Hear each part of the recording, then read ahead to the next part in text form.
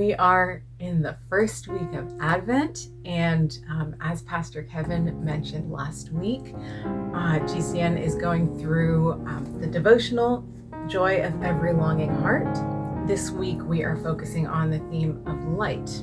My name is Sonja. I'm going to be sharing a few thoughts with you about the readings from this week. To start, I just want to highlight that at the beginning of the week, it mentions one of my very favorite hymns, O Come, Emmanuel. The second thing that really stood out to me, particularly in Sunday and Mondays, was the idea that we can be ourselves with God. God being light and bringing light doesn't mean that we have to be shiny and perfect.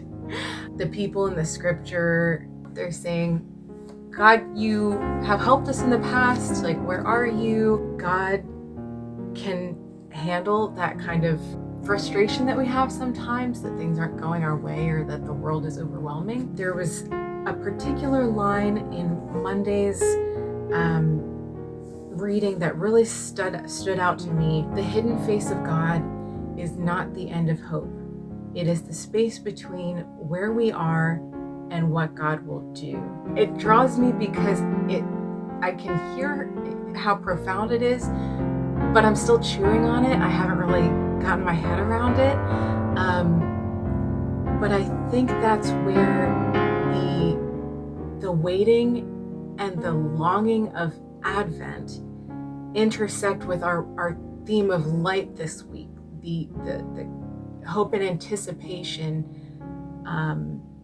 of God's light, even when we don't always see it in the moment. In terms of our approach to scripture, we can also hold space for complexity. The people, they're honestly a little bit impertinent in their demand for the Lord to meet them and to do things in their life and in their society. The author kind of says, well, maybe on the one hand, these people are being arrogant and demanding, but on the other hand, there is a sort of profound element of having that confident of an expectation in the Lord to meet them and to work in their lives.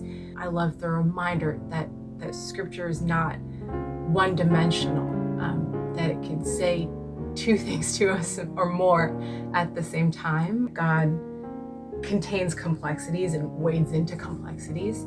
I want to close with sort of a two-pronged challenge. The last question in the set of reflection questions from Sunday, it says, name someone whose life is a reflection of the blessing or smile of God. Tell them why you think this during the week ahead.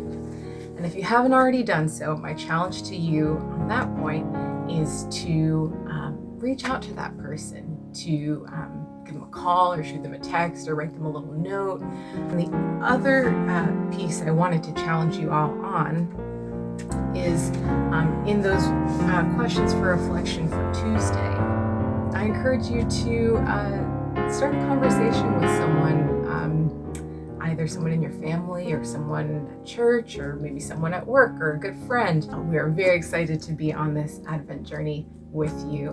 Have a good rest of your week.